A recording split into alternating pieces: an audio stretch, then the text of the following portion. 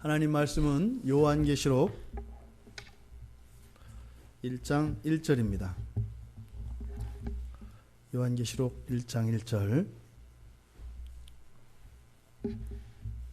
우리 같이 함께 읽겠습니다. 예수 그리스도의 계시라. 이는 하나님이 그에게 주사 반드시 속히 일어날 일들을 그 종들에게 보이시려고 그의 천사를 그 종 요한에게 보내어 알게 하신 것이라. 아멘. 잠시 기도하겠습니다. 성령 하나님,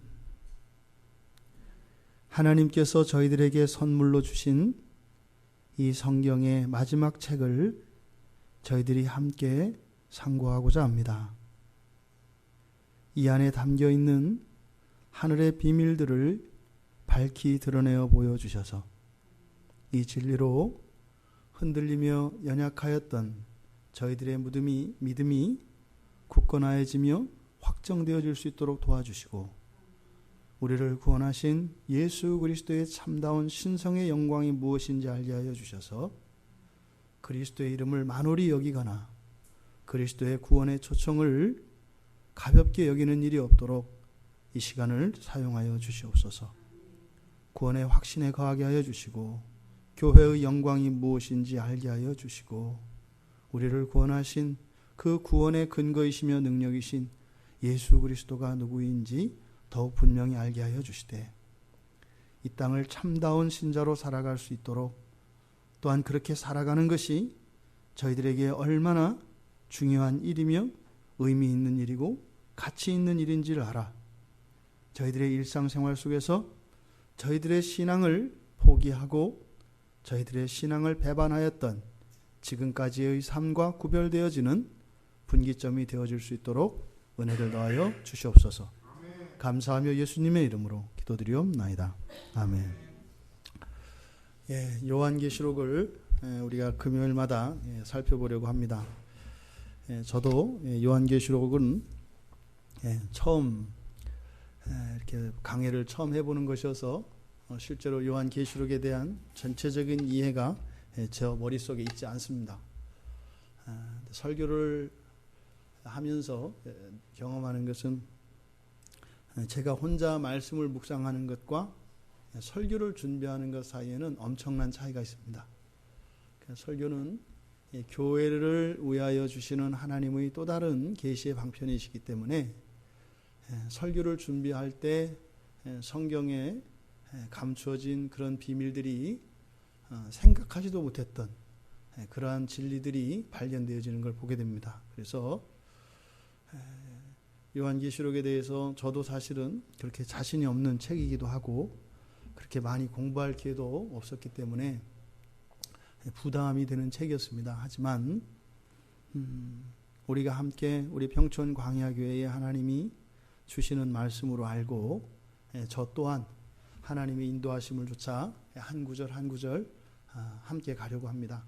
마치 광야에서 성막의 구름 기둥과 불 기둥을 따라 이스라엘 백성들이 40년을 지낼 수 있었던 것처럼 이 요한계시록 끝까지 가는 동안도 성령 하나님께서 도와주실 줄 믿습니다. 이 저자는 사도 요한입니다. 그래서 이것에 대해서는 여러 가지 의견이 분분합니다만 이것은 거의 확정된 사실입니다. 그리고 저작 장소는 반모섬입니다. 1장 9절에 보면 나 요한은 너희 형제요 예수의 환난과 나라와 참음에 동참하는 자라. 하나님의 말씀과 예수를 증언함으로써 말미암아 반모라 하는 섬에 있었더니 주의 날에, 이렇게 하면서 이 성경을 기록하게 된 과정을 이야기합니다. 그래서 반모섬에서 사도 요한이 기록한 하나님의 말씀으로 공인되어 있습니다. 이 시기에 대해서는 여러 가지 설이 있습니다. 왜냐하면 이 요한계시록을 어떻게 볼 것이냐에 따라서 이 요한계시록 안에 들어있는 내용들이 이 성경이 기록되는 시점에 그 이전에 일어났던, 그 이후에 일어났던 어떤 사건들과 연결짓기 위해서 이 시기가 설왕설래합니다. 그런데 역사적 배경과 또 여러 가지 해석 가운데에서도 가장 영향력이 있고 신빙성이 있는 해석적 관점에서 볼 때 95년경 내지는 96년경으로 봅니다. 추후. 왜냐하면 지금 사도 요한이 유배라고 하는 벌을 받아요. 그래서 그리스도인들이 박해를 당하는데 그때 도미티안 로마 황제 때, 그러니까 그 사람이 대략 주후 80년에서 90년 후반 요때에 로마 황제로 있었습니다. 그래서 이 도미티안 황제 때 있던 벌이 유배벌입니다. 그 이전까지는 그런 그리스도인들에 대한 유배가 없었습니다. 그래서 96년으로 봅니다. 그래서 81년에서 96년까지 도미티안이 집권을 했는데 대략 이 도미티안의 말기, 그래서 95년에서 96년경으로 추정을 하고 있습니다. 이 요한계시록은 많은 오해와 억측이 있는 책입니다. 그래서 크게 이제 세 가지로 대변될 수 있는데, 첫째로는 예언 광신자들이라고 할 수 있습니다. 이거는 완전히 예언의 책이어서 이것은 분명히 무엇인가에 대한 예언인데 과연 이게 어떤 예언이냐. 그래서 이 여기에 있는 말씀을 가지고 역사적 사건을 뒤지기 시작합니다. 그래서 이것과 이것 사이에, 즉 계시록에 있는 말씀과 역사적 사건 사이에 어떤 개연성을 짜맞춥니다. 꿰어 맞춰서 그것이 바로 이 요한계시록은 전부 예언에 관한 것으로만 생각하는 사람들이 있습니다. 그래서 거의 오죽하면 그런 사람들을 강박증 환자라고까지 이야기하는 거예요. 그런데 이게 다른 사람들 얘기가 우리들 얘기입니다. 우리 안에 다 섞여 있어요. 그러니까 한국교회에 우리들이 설교를 듣는 게, 여러분들이 한국교회 목사님들한테 설교를 듣잖아요. 그러니까 한국교회 설교자들에게 여러 가지 관점이 막 다 짬뽕되어 있습니다. 근데 그게 잘못됐다는 게 아니라 맞습니다. 그렇게 볼 수밖에 없어요. 그런데 너무 한쪽으로 가는 것을 말합니다. 그래서 예를 들어서 중국 공산당 있잖아요. 사회주의자들. 그러면은 계시록 16장에서 나오는 동방에서 오는 왕들. 중국이 동방이잖아요. 그래서 왕들, 적그리스도를 상징하는. 그래서 중국이 바로 계시록 16장에 나오는 동방의 왕들이다. 지금 이렇게 제가 가볍게 이렇게 툭 던지니까 별거 아니지만 굉장히 설득력 있게 다 이야기를 합니다. 또 여러분들이 아주 잘 알고 있는 바코드, 또 666 이런 거 있지 않습니까? 또 심지어는 이제 신용카드도 맨 처음에 나왔을 때 교회 안에 신학자들 안에 논쟁이 많이 있었습니다. 왜냐하면 그 신용카드 뒤에 보면 바코드가 찍혀 있잖아요. 이거는 전 단계다.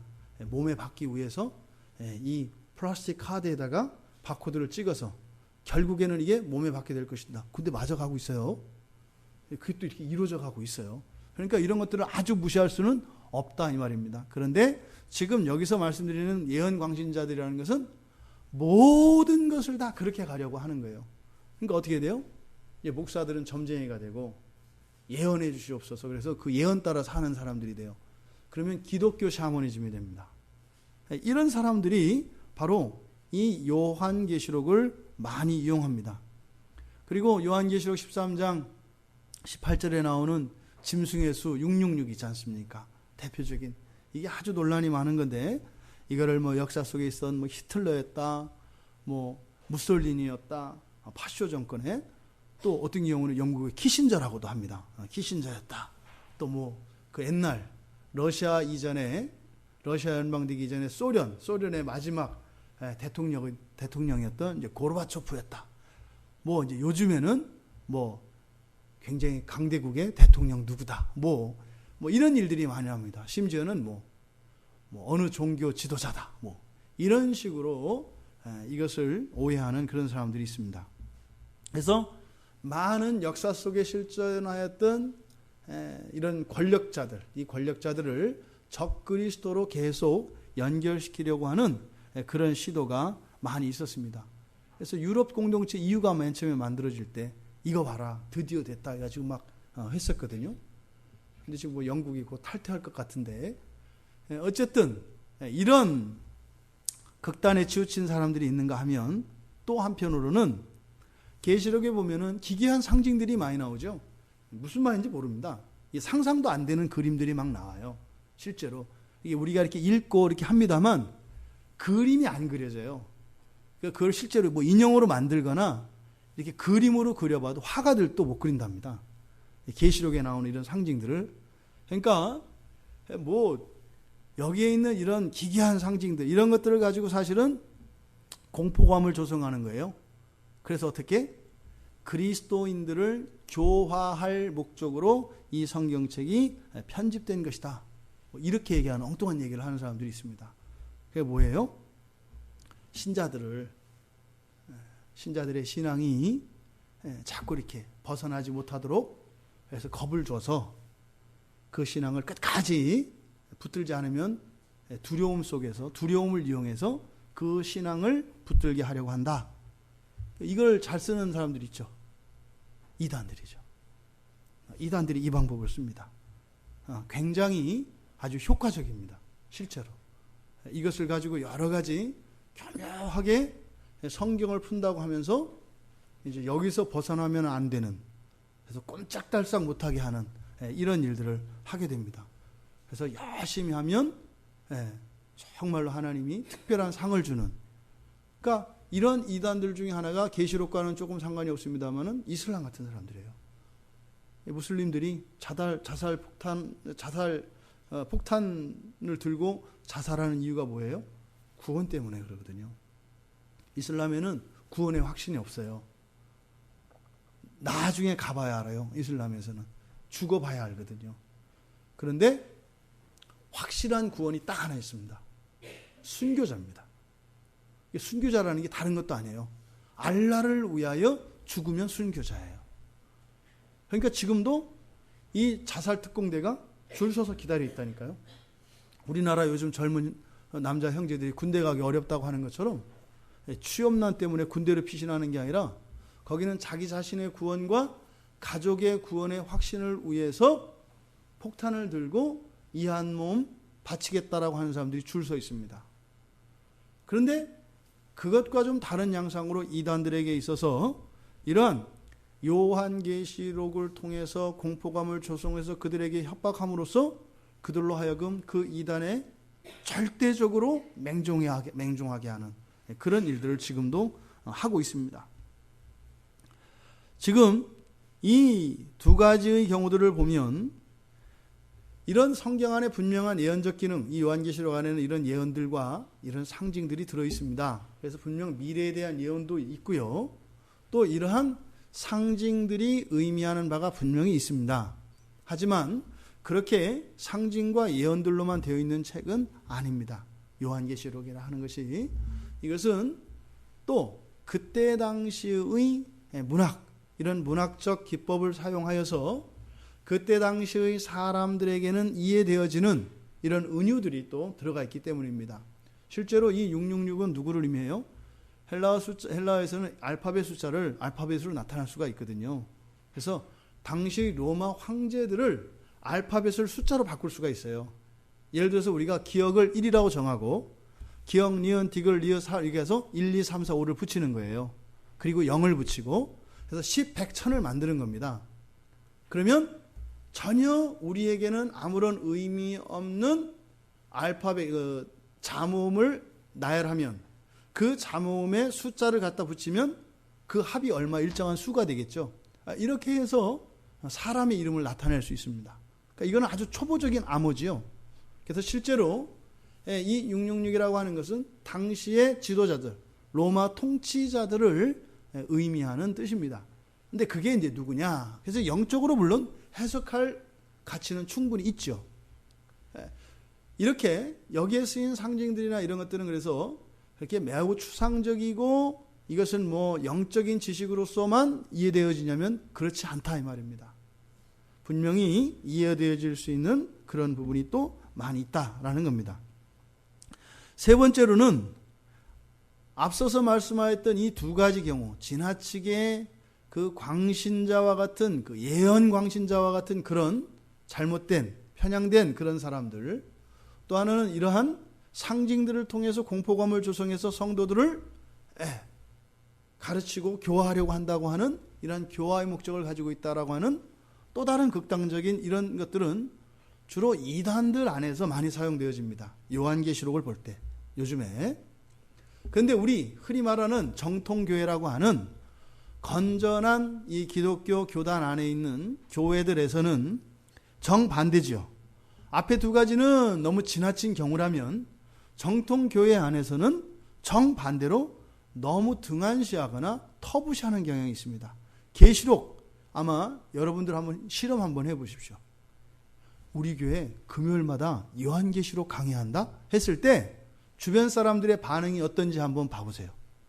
그러니까 불신자들 말고 다른 교회 교인들한테 한번 나눠보면 좋을 것 같아요. 그래서 그냥 이렇게 우리 교회 요한계시록 강의한다 이렇게 했을 때 어떤 반응이 나오는지 한번 해보면 좋을 것 같아요. 즉흥적이긴 한데 그것도 재밌을 것 같습니다. 근데 미루어 짐작컨대 적지 않은 사람들이 그래 하면서 퀘스천 마크를 찍을 사람들이 꽤 있을 겁니다. 그 교회 괜찮은 교회인 줄 알았더니 뭐 이런 반응이 나올 가능성이 많습니다. 왜요? 이 정통교회 안에 있는 사람들은 요한계시록에 대한 두려움을 가지고 있어요.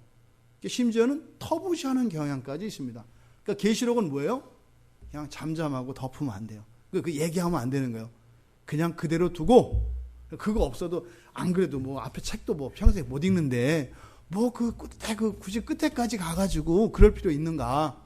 앞에 안 읽은 책이나 우선 내 얘기부터 해결하고 그 다음에 뭐 이렇게 가자 뭐 이런 경향이 많습니다. 이것 또한 문제죠. 우리가 기본적으로 이 성경의 원리가 있습니다. 이 성경 하나님의 계시인 이 성경에 대한 기본적인 원리 가운데 명료성이라는 게 있어요. 명료성. 이것은 어느 것보다 우선하는 가치입니다. 성경을 보는 가치 가운데 명료성이라는 것은 무엇이냐면 누구나 다 성경을 읽고 구원의 계시를 볼 수 있다는 겁니다. 누구나 다. 이게 성경의 명료성입니다.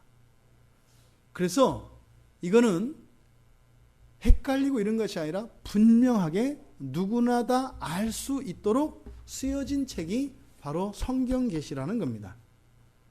물론 우리는 지금 한글로 개역되어진 번역 성경을 보고 있습니다만 이 번역 성경 안에 우리가 지금 계속 신약 성경을 수요일 날 뭐 금요일 날 예전에도 우리가 요한서신을 쭉 봐왔지 않습니까? 그래서 본문 말씀을 바로잡기도 하고 그런 잘못된 이해들을 바로잡기도 해서 실제로 그 원문 성경에 있는 그 의미들이 한글로 옮겨지기에는 여러 가지 제약과 한계들이 있습니다. 그러함에도 불구하고 그 나라 그 민족이 사용하는 그 언어로 번역되어진 성경에도 성령께서 영감하시는 거로 믿습니다. 그 말은 완전하게 번역됐다는 것이 아니라 그런 번역상에 있어서의 어떤 하자와 이런 것이 있다 할지라도 충분하지 못한 그것이 있다 하더라도 어떻게 해요? 성령께서 그것을 바꾸어 주셔서 원문, 그 원본 성경에 있었던 하나님이 주셨던 그 계시를 그 번역본 성경을 읽는 사람에게 그대로 전해주신다는 겁니다. 왜냐하면 저자이신 성령께서 또한 가르치시는 교사이기 때문입니다. 그래서 번역상에 있어서의 이러한 사소한 문제들은 교사이신 성령께서 바로잡아 바로 가르치기 때문에 아무 문제가 없다는 겁니다. 그래서 킹제임스 버전을 절대시하는 말씀 보존학회나 이런 사람들을 이단이라고 하는 이유가 무엇이냐면 이 완벽한 성경 킹제임스 버전만 완전한 성경이고 나머지는 다 사탄의 성경으로 이야기를 합니다. 그 이야기는 성령 하나님도 성경 번역이 잘못되면 잘못 가르친다는 이야기가 돼요. 성경은 우리가 보아서 공부하는 책이 아니에요. 성령께서 쓰신 책이지만 또한 성령께서 직접 가르치시는 책이기 때문에 오류가 없는 겁니다. 만약에 그럴 것 같았으면 이 세상의 목사들은 다 사탄의 앞잡이들입니다. 틀리지 않는 목사가 어디 있겠어요? 다 틀리는 게 있다 이 말입니다. 그런데요, 최종적인 교사이신 성령께서 그것을 바로잡아서 참된 믿음을 가진 사람들의 마음 안에 넣어주기 때문에 그 쓰실 때에 계시하셨던 그 진리가 그대로 전달된다 이 말입니다. 그러면 이 요한계시록은 예외일까요? 예외가 될 수 없죠. 요한계시록 또한 이런저런 비유들과 은유들, 상징들이 사용되어지고는 있고 또 이 안에 묵시가 또 있습니다. 하지만 이 모든 것들은 바로 종들에게, 즉 하나님의 백성들에게 준 것이기 때문에 읽을 수 없는, 알아낼 수 없는 것을 주시는 고약한 하나님이 아니다 이 말입니다. 그건 우리 같은 사람이죠. 65권이나 줬으니까 한 권 정도는 좀 어렵게 해서 니들이 고마운 걸 알아야 돼. 이런 심보 하나님께 없다 이 말입니다. 그냥 완전히 다 주시는 하나님이죠. 그러니까 요한계시록도 뭐예요? 다른 모든 성경과 다르지 않다 이 말입니다. 똑같은 성경이다 이 말입니다. 그래서 너무 이 성경에 대하여 이렇게 어려워하고 두려워하는 마음도 없어야 할 것이고 또 마치 이것을 보지 않아도 나머지 것만으로 될 것처럼 해서도 안 된다 이 말입니다. 그러니까 이 성경은 66권으로 되어 있지만 전체가 한 권의 성경이기 때문에 모든 성경의 계시가 우리에게 필요합니다. 특별히 이 성경은 맨 마지막에 있는 책이죠. 결론에 해당하는 부분이거든요. 그러니까 맨 끝에 결론에 해당하는 이 요한계시록, 이것은 너무나 중요합니다. 창세기는 천지 창조에 대한 이야기인데 이것을 신약적 관점에서 보면 무엇에 대한 이야기라고요? 거듭남, 중생에 대한 이야기란 말이에요. 예수 그리스도께서 십자가에서 죽으심으로 우리들의 구원을 이미 과거에 이루셨죠. 창세기 1장에서 하나님이 천지를 창조하셨죠. 과거에 일어났죠. 출발점입니다. 이 창조의 사건, 재창조의 사건은 하나님의 전적인 주권에 의해서 시작되어진 사건이에요. 이미 이것은 고정된 겁니다. 이게 우리들 개인에게는 어떻게 다가와요? 구원의 확신으로입니다. 구원의 확신은 곧 창조적 사건이에요. 그런데 이 구원의 확신이라고 하는 창조, 재창조, 이 사건도 하나의 점입니다. 이 공간상에 존재하는, 시간과 시공 속에 존재하는 하나의 점입니다. 방향을 결정하는 것은 어디예요? 끝입니다. 우리가 살아갈 인생은 시작과 끝을 알아서 시작과 끝을 직선으로 이었을 때 그 선상을 따라가는 겁니다. 그게 바로 우리가 걸어가야 할 십자가의 길이에요. 그게 그리스도를 향해서 가는 길이에요. 그러니까 시작과 끝 가운데 무엇 하나가 불분명하면 열심히 살겠지만 거의 제자리 걸음하는 것만 못할 가능성이 많습니다. 생각해 보세요. 이 공간상에서 시작점이 없거나 목표 지점이 없는 상태에서 뛰어다니는 그 사람이 이 공간상에서 어떻게 유영하며 다닐 것인가를 보세요. 마치 파리나 모기가 날아다니는 것과 다르지 않아요. 뱅뱅뱅뱅 돌지 않아요. 갔던 길 또 가고 또 가고 올라갔다 내려갔다 하지 마세요. 방 안에 머문단 말이에요. 뭐 때문에? 이산화탄소 냄새 때문에 그 피 이제 먹으려고 불 꺼지기만 기다린단 말이에요. 우리들이 그렇지 않겠어요? 시작점과 목표 지점이 없으면 그저 이 세상이 주는 어떤 유혹들과 즐거움과 시험들 때문에 빙빙빙빙빙 날아다녀서 뭔가를 가는 것 같은데 평생 그 방 안에 머물고 있다 이 말입니다. 기껏해야 모기가 피 빨아먹으면 어떻게 돼요? 배 터지는 거죠. 날아가지도 못하니까 죽는 거죠. 우리들이, 여러분들이 세상에서 만족해 보세요. 어떻게 되나? 똑같아요. 똑같아요. 그러니까 구원의 책, 하나님의 창조의 책, 창세기로 시작되었다면 바로 구원의 완성의 책인 요한계시록, 이것을 정확히 알지 못하면 우리의 신앙의 여정이 순탄치 않습니다. 그래서 요한계시록은 창세기만큼이나 매우 중요합니다. 그래서 신천지가 창세기와 요한계시록 두 개를 연결시켜서 풉니다. 그렇게 해서 그 안에 딱 줄을 세워놓으면 어떻게 돼요? 못 빠져나가는 거예요. 근데 그 사람들이 풀어놓은 요한계시록은 엉뚱한 요한계시록이죠. 그러니까 좌표를 엉뚱한 대로 입력을 시켜놓는 거예요. 그런데 어떻게 해요? 처음과 끝이 어쨌든 연결이 되니까 나갈 수가 없는 거예요. 그 사람들이 날마다 기도하면서 우리 때문에 운단 말이에요. 불쌍해서. 여러분 때문에 더 울죠. 저는 마귀의 앞잡이니까 목사들은 그 마귀의 앞잡이에 속아서 있는 여러분들을 위해서 가슴을 끓이면서 여러분의 구원을 위해서 끓이는 저 신천지의 성도들을 생각을 해보세요. 요한계시록은 어때요? 굉장히 중요한 책이다 이 말이에요. 그 사람들이 막 공부를 열심히 시키고 어떤 분은 그 얘기를 해요. 뭐 신천지 뭐 가봤더니 뭐 공부를 시키는데요. 장난이 아니래요. 뭐 이거는 우리의 잽이 안 돼. 그러니까 상대가 안 된대요. 상대가. 시험 봐가지고요. 계속하면 다시 떨어뜨리고. 이게 굉장히 심하답니다. 근데 어떻게 해요? 그 모든 공부나 이런 것들이 그런 것이 아니라 가장 중요한 게 뭐냐면 시작과 끝 지점을 확실하게 세워놓는 거예요. 그러면요. 공부 안 해도요. 확실하게 세워놓으면 못 벗어나요. 자기가 알거든요. 여러분들 교리 공부하면 그렇지 않아요? 교리 공부하면 이렇게 설교를 딱 들으면 그냥 와요. 필이. 딱 들으면 이상해. 이렇게 느낌으로 온단 말이에요. 그게 뭐냐면 어떤 경계와 이런 기준이 생기기 때문이거든요. 그러니까 창세기에서 계시록으로 시작점과 끝 지점이 딱 굳건해지면요. 그 사람의 신앙은 흔들림이 없습니다. 그러니까 요즘에 많은 그리스도인들이 왜 이렇게 오락가락 헷갈리고 막 이러느냐? 이게 모기와 같기 때문에 그래요. 더더군다나 사실은 출발점도 없는 경우가 많아요. 창세기를 향하여 나를 설득시키라 뭐 이렇게 얘기를 하잖아요. 하나님 말씀은 나를 설득시키기 전에는 내가 너의 구원을 받을 수 없다 뭐 이런 식이거든요. 그런 사람들이 더더군다나 시작도 없고 끝도 없는 사람들이 어떻게 살겠어요?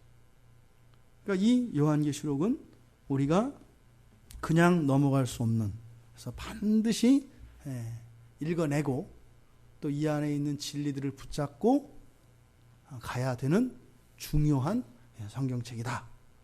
그래서 특별히 이 요한계시록 강해를 통해서 우리의 신앙을 분명하게 하고, 특별히 또 여러분들이 알고 있는 여러 조직신학적 이런 교리적 지식들이 그저 이런 신학의 체계로서 지식화되어 있는 그런 것들이 성경 안에서 확인되어지고 성경에 접목시켜짐으로써 그것이 살아있는 생지식으로 바뀌기를 바랍니다.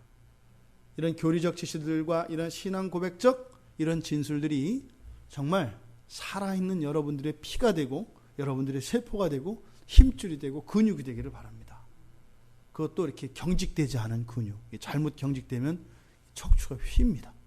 그래서 아주 노곤노곤한 근육이 돼서 척추를 바르게 자라게 하고 필요할 때 힘을 주게 하는 그러한, 그래서 교리적 지식과 성경의 지식들이 우리들을 강건하게 하고 힘있게 하며 건강하게 하는 그런 은혜가 있기를 바랍니다.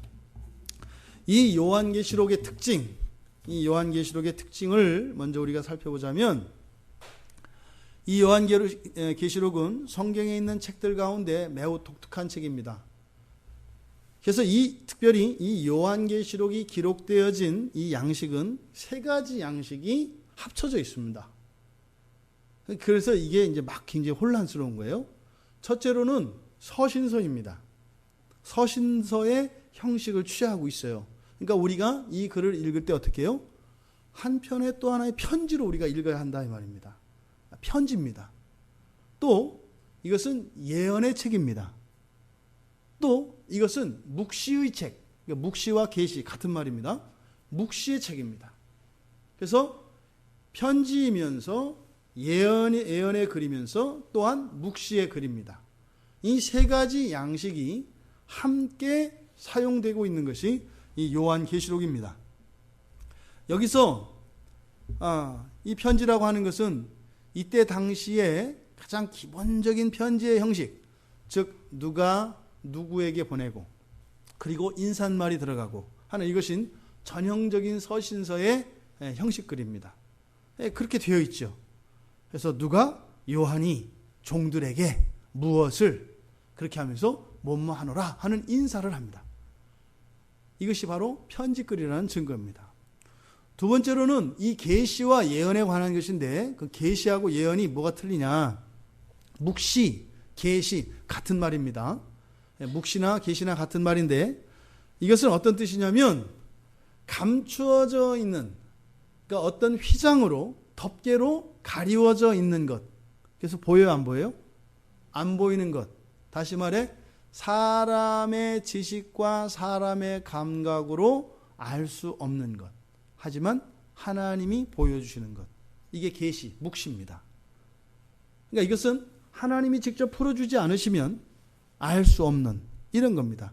그러니까 예수님이 비유를 사용하시잖아요. 그러니까 이런 것이 묵시적 요소가 있죠. 그 자체가 완전히 묵시와 계시는 다르죠.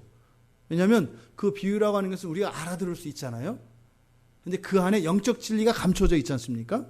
그런데 이 묵시들은 주로 꿈이나 환상이나 이런 상징들을 통해서 주어지기 때문에 사실은 그 자체의 의미도 우리가 깨달을 수 없는 것들이 많습니다. 이게 묵시 또는 계시입니다.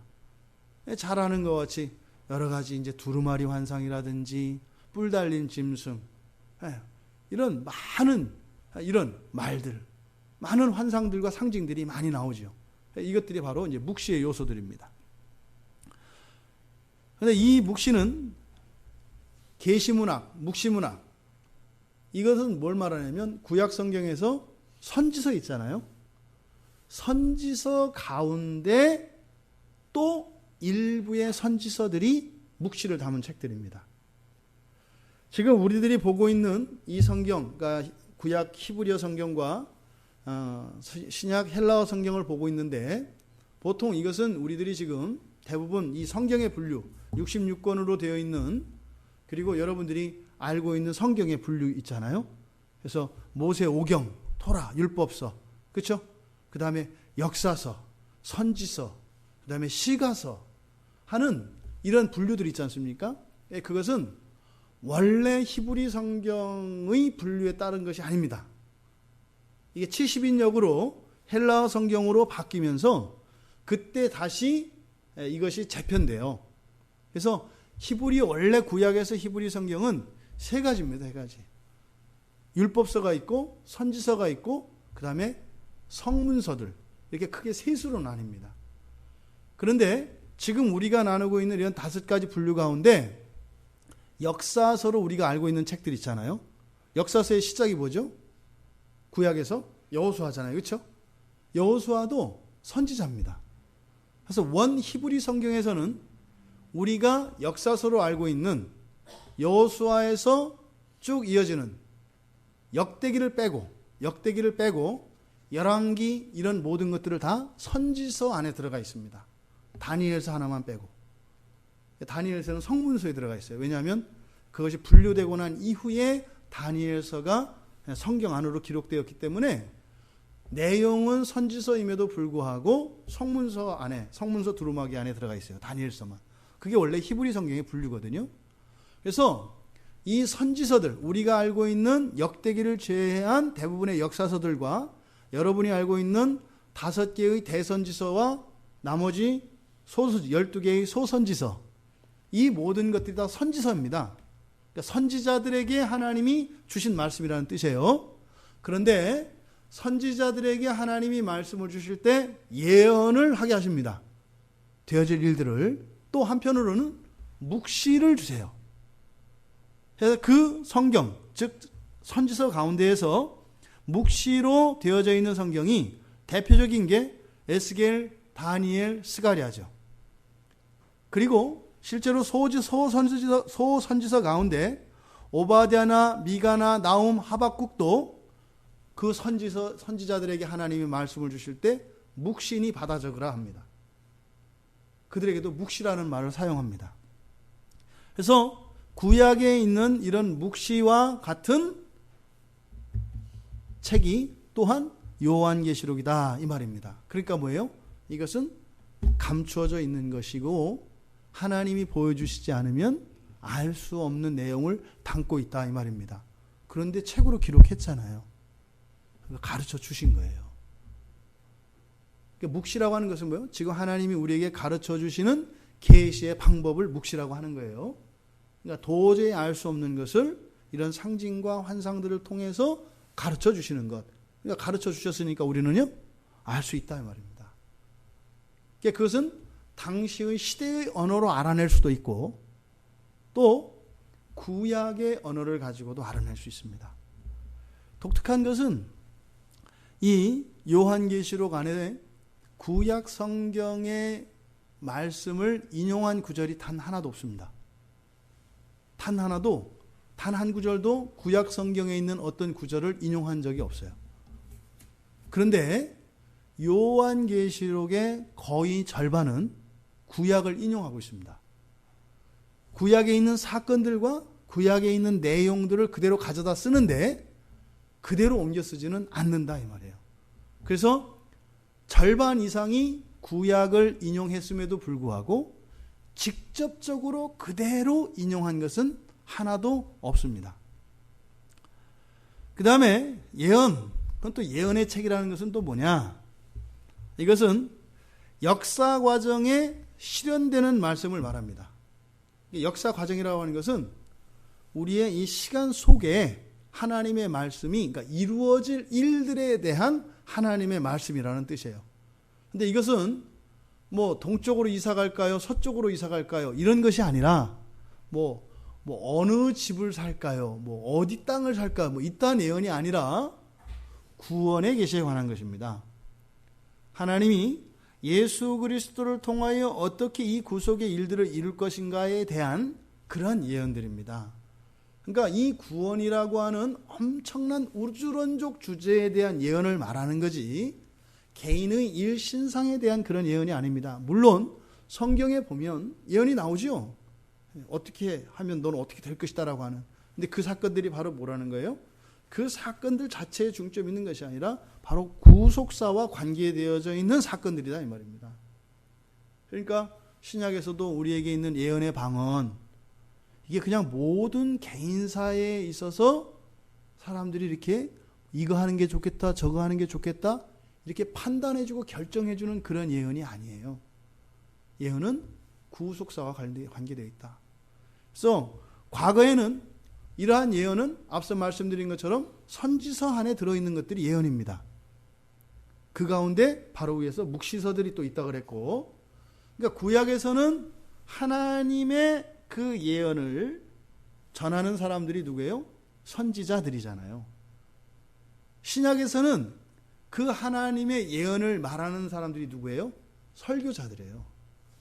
설교자들을 통해서 그 본문을 가지고 설교를 할 때 그 교회와 그 시대에 대한 예언이 주어집니다.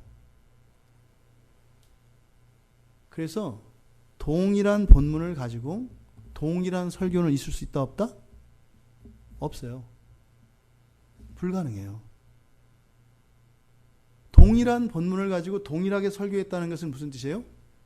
동일한 청중이 동일한 상황 속에 동일한 수준 안에 동일한 양상으로 있다는 거예요. 한 사람도 더 들어오거나 빠져도 안 되고 그 사람의 어떤 변화가 있어서도 안 돼요. 그러니까 뭐예요? 그 설교 먼저 하고 다음 설교할 때까지 얼음 상태로 있어야 되는 거예요. 겨울왕국은 픽션이죠. 그럴 수가 없어요. 그러니까 설교는 예언적 기능이 있거든요. 그렇기 때문에 그 정황 안에서만 이루어지는 겁니다. 그래서 어떤 목사님이 예를 들어서 돌아가셨는데 그 목사님의 설교를 틀어놓고 예배를 드린다. 이게 맞지 않는 거예요.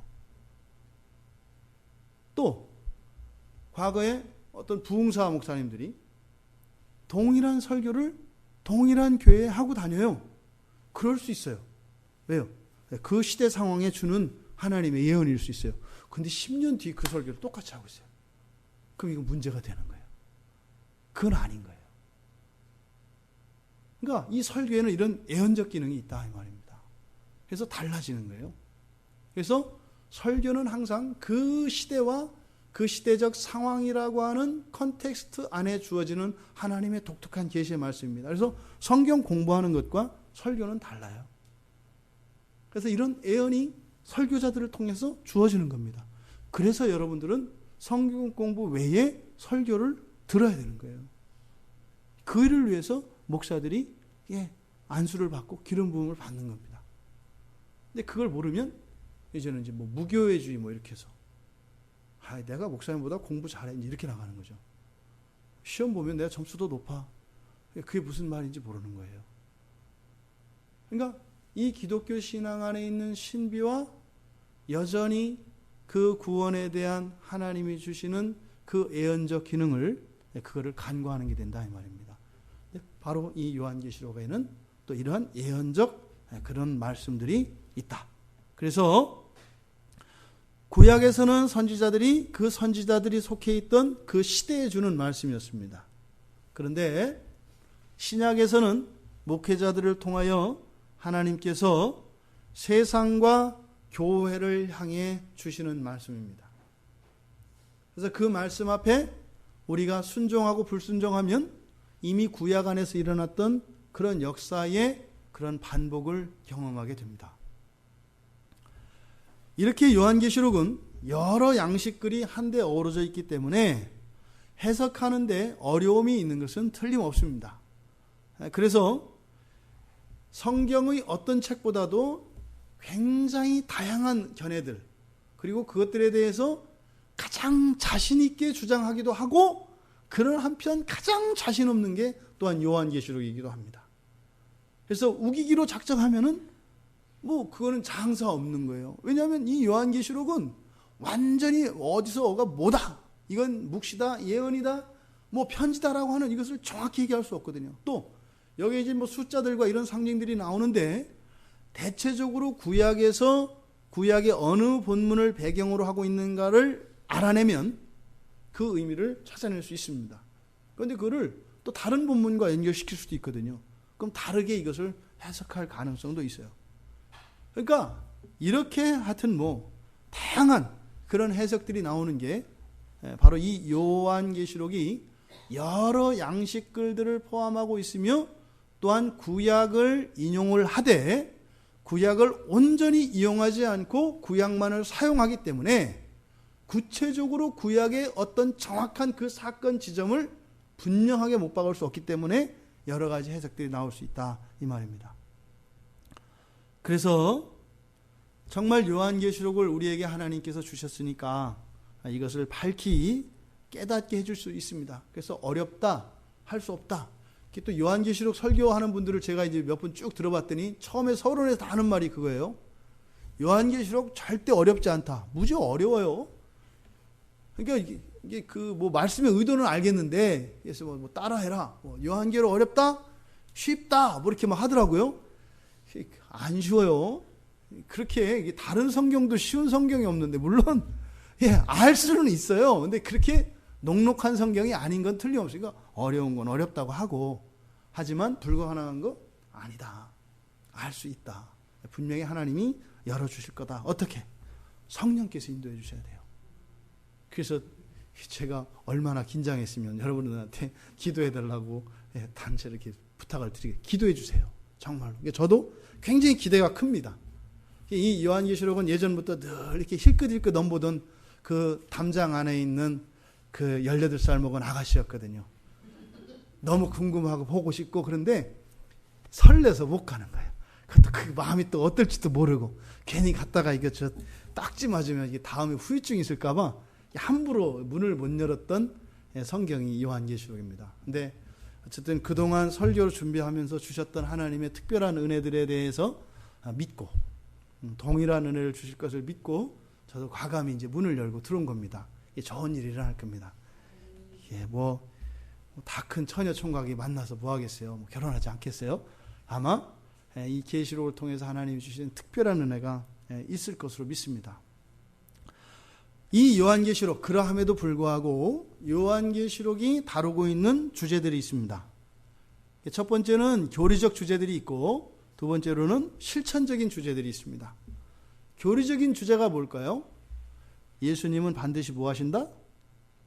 재림하신다는 거예요. 여기서 분명하게 보여주는 거예요. 그리스도께서 제자들에게 말씀하셨던 또 승천하실 때 천사가 이야기했던 너희들이 보는 것과 같이 오실 것이라고 하는 그것에 대한 생생한 그림으로 보여주시는 거예요. 우리들이 왜 자꾸 신앙에서 어정쩡해요? 출장 갔다 안 오실 것 같으니까 그런 거예요. 안 올 수도 있을 것 같은 거예요. 그러니까 아니 확실히 예수님이 오실 것을 믿으면요 이렇게 못 살아요. 여러분들 아시죠? 무서운 아버지 밑에서 얼마나 이렇게 두려운 생활을 하는지, 그죠? 아버지가 출장 갔다 돌아오는 날이면 자매님도 아버지 무서웠죠? 돌아오는 날이면 아버지가 싫어하는 거 다 치워야 되지 않아요? 며칠간 누렸던 그런 방자한 생활과 이 방탕을 버리고 질서 잡히고 균형 있는, 마치 아버지 계시는 동안도 늘 이랬으니 마음껏 길게 출장 가시옵소서 하는 마음으로 하지 않아요? 주님이 오시면요, 요한이요 제자 가운데서 어떤 사람이에요? 예수님 품에 기대는 사람이에요. 굉장히 친밀한 사람이거든요. 그리고 실제로 십자가상의 마지막까지 있었던 게 이 요한이거든요. 그런데 이 요한이 어떻게 해요? 예수님 보고요 꿇어 엎드리는데 죽을 것 같이 됐다고 해요. 이게 하나님 예수님의 영광에 대해서도 이야기하겠습니다만 이 세상에 계실 때 알았던 예수님이 아니에요. 이 세상에 계실 때는 신성과 인성을 겸비하셔서 우리의 맏형 되시고 그저 가슴이 넉넉해서 내가 좀 실수하고 잘못하고 배반해도 그 얘기 안 하시고 위로해 주시고 계속 복도 두시던 예수님이셨잖아요. 왜요? 인성과 신성을 겸비하셨기 때문에요. 그런데 계시록은요 장차 재림 때 오실 예수 그리스도의 영광이잖아요. 그리스도의 완전한 영광이 드러나요. 예수님 장난도 쳤을 법할 요한이요 그 예수 그리스도의 영광 앞에 경외하는 정도가 아니라 꿇어 엎드렸는데 죽은 것 같이 되었다 그래요. 숨도 못 쉬는 거예요. 왜요? 그 그리스도의 영광이, 그 광채가 드러났을 때요 그냥 질식하는 겁니다. 그래서 아마 요한한테 보여주신 것 같아요. 가장 사랑했던, 가장 친밀했던 요한이, 주님 만나면 달려들어가서 껴안을 것 같았던 요한이 장차 재림주로 오실 예수 그리스도의 영광을 보았는데 죽은 것 같이 엎드러진다고 해요. 그리스도의 영광은 저 하늘 보좌 우편에 앉아서 그 신성으로 충만하여 동등한 권능과 영광으로 계시는데 그것을 보게 되는 거예요. 그러니까 이 그리스도 예수께서 재림하실 것에 대해서, 그리고 그분이 하나님 되심에 대해서 그림으로 보여주는 겁니다. 생생하게. 또 하나, 인류의 모든 역사의 주권은 누가 가지고 계시다? 하나님이 가지고 계시다는 거예요. 적그리스도와 세상의 열왕들이 마음껏 권세를 부리고 호기를 부리겠지만 결국은 이 세상이 통일되는데 어떻게 해요? 하나님 주권하에서 이루어진다는 거예요. 바로 이 계시록에 나타나는 주제입니다. 또 하나는 그것과 함께 이 역사 속에서 제한적이지만 사악한 힘이 있다는 것을 이야기합니다. 우리가 지난번 수요일에도 말씀을 드렸죠. 우리가 반드시 알아야 되는 게 하나님과 사람에 대해서 알아야 되고 영적 실체에 대해서 알아야 한다. 이것이 계속 방해를 하기 때문에. 그러니까 이 계시록에서도 바로 제한적입니다. 제한적이긴 하지만 아주 강력한 힘으로 심지어는 신자들을 어떻게 해요? 죽음으로까지 몰아넣습니다. 그런 일들이 일어납니다. 여러분들이 살면서 당하는 고난과 고통을 다 하나님 탓을 해요? 계시록에서는 뭐라고 해요? 사단 마귀가 그렇게 한다고 해요. 그 얘기가 이미 구약의 욥기에서 나왔었죠. 쳐서 죽이잖아요. 자식들을. 하지만 아벨과 같이 죽었지만 여전히 말하고 있는 거죠. 죽는 게 아니죠. 바로 계시록 안에서 이 사약한 세력들의 실존에 대해서, 그리고 그것들의 그런 아주 광폭함, 맹렬함에 대해서 또한 계시록을 통해서 이야기합니다. 하지만 최후의 승리, 바로 그리스도의 승리에 대해서 이야기하고 있는 겁니다. 또 실천적인 주제로서는 예배의 중요성에 대해서 얘기를 합니다. 예배의 중요성이요. 이거는 구약이나 신약이나요, 예배는 변함없는 겁니다. 신약은 날라리 예배가 가능할까요? 그럼 구약의 하나님과 신약의 하나님이 달라야 돼요? 예배는 너무나 중요한 겁니다. 그래서 우리는 그 진노를 피하기 위해서 수요일과 금요일과 새벽을 뭐로 바꿨어요? 아주 약삭빠르게 기도회로 바꿨잖아요. 예배는 달라요. 우리가 그것을 예배라고 부를 때는 예배로 드려야 하는 거예요. 이 예배가 얼마나 영광스러운 것이고 이 영적인 세계에서 이것이 얼마나 강력한 것인지를 이 계시록을 통해서 우리에게 알게 합니다. 그래서 예배를 더욱 사모하게 하고 예배를 통하여 부어주시는 그 은혜들을 더 누릴 수 있도록 합니다. 또 하나님 백성들에 대한 박해가 실제로 있다는 겁니다. 예수 그리스도를 믿는 순간 이 세상에서는 박해가 분명히 있습니다. 분명히 있습니다. 만약에 난 한 번도 그런 적이 없다. 누구 편인지 그건 알아봐야 됩니다. 방해하지 않는 분과 반대편에 있을 가능성이 많아요. 그러니까 방해하는 자와 반대편에 있다면 반드시 방해를 받을 것이거든요. 그러니까 이제 어떤 분들 그런 분들이 있단 말입니다. 그래서 성공주의, 영광의 신앙이라고 하죠. 예수를 믿으면 어떻다? 무조건 이기는 거예요. 왜 저요? 기도가 부족했거나 그의 삶의 경건이 깨졌거나 무엇인가 지성이 부족했기 때문이에요. 영광의 신앙입니다. 그랬더니 우리 애들은 어떻게 돼요? 뭐 서울대도 별거 아니고 뭐 하버드, 스탠포드, 예일 이 정도. 그래도 그냥도 아니죠. 거기에서 졸업하는 또 우수한 성적으로 또 하나님께서 귀인을 보내주셔서 뭐 중앙정보부의 저 CIA에 들어가고 뭐 최고의 뭐 월스트리트에서 최고 가는 뭐 이런 성공신학들을 이야기하거든요. 계시록과는 달라요. 그 사람들은 계시록 안 볼 거예요. 정반대거든요. 여기서는 분명히 신자들에 대한 박해와 고난에 대해서 이야기를 하거든요. 피할 수 없다고 얘기를 하거든요. 그분들은 계시록을 안 보죠. 분명히 안 보죠.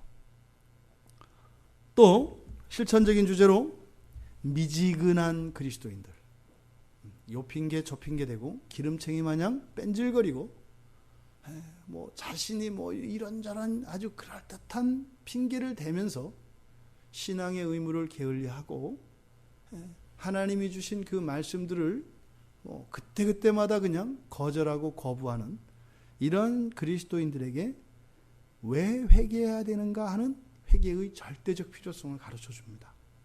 그래서 회개하지 않고 마음 놓고 두 다리 뻗고 잠자지 못하게 합니다. 그래서 회개함으로써 마지막 날에 있을 그 진노로부터 우리를 면케해 줍니다. 굉장히 유익이 있는 거죠. 이거 뭐예요? 내일 아침에 그 무서운 선생님 그 과목 숙제를 맞춰서 해야 되는데 졸립다고 자려고 하는 녀석을 막 못자게 해가지고 뭐 입이 대빨이 나와가지고 투덜거리고 뭐 이거는 뭐 엄마도 아니야 아빠도 아니야 막 이렇게 했다가 뭐 들어와서 환하게 들어오는 거잖아요. 그다음 엄마 나만 숙제 다 해갔는데 다른 애들 죽었다? 뭐 참 사랑스럽죠. 그런 또 교훈이 요한계시록 안에 있습니다. 그리고 모든 인류에 대한 최종적 심판이 있다는 것을 가르쳐 줍니다. 한 사람도 예외 없이요. 한 사람도 예외 없이 모든 사람들이 바로 심판주의 심판 아래 놓일 것이라고 하는 것을 성경은 이야기합니다. 그러니까 믿는 사람이나 안 믿는 사람이나 어떻게 해야 돼요? 믿어야 돼요. 예, 최후의 심판이 모든 사람이 있기 때문에 믿는 사람이나 안 믿는 사람이나 그냥 믿어야 돼요. 성경이 그렇게 이야기를 하는 거예요. 믿는 여러분들을 축복합니다. 얼마나 감사한지요. 이것이 요한계시록에 나타나는 그런 주제입니다. 다음 주까지 서론을 좀 더 해야 될 것 같습니다. 반복해서 좀 들으셨으면 좋겠고요. 요한계시록을 좀 읽어주시기 바랍니다. 여러분들이 계속 반복해서 알려고 하지 말고 너무 또 이렇게 막 이렇게 하지 마시고 그냥 쭉 전체적인 그림이 좀 그려질 수 있도록 세번역 성경으로도 읽으시고 개정 성경으로도 읽으시고 계시록을 계속 좀 읽으시길 바랍니다. 그리고 하여튼 이 금요일에 우리가 요한계시록을 보면서 진짜로 우리의 신앙이 아주 확정적인 그런 신앙으로 세워지기를 바랍니다. 그래서 이 계시록을 지금 설교하게 하시고 또 이 계시록을 우리가 함께 보면서 주시게 될 은혜를 붙들고 우리들의 신앙과 우리 교회가 더욱 정결해지고 굳건해지기를 바랍니다. 그래서 감히 세상이 넘볼 수 없는 그런 정말 쇠구슬과 같은 단단한 믿음의 그런 신자들로 그런 가정들로 그런 교회로 세워질 수 있기를 바랍니다.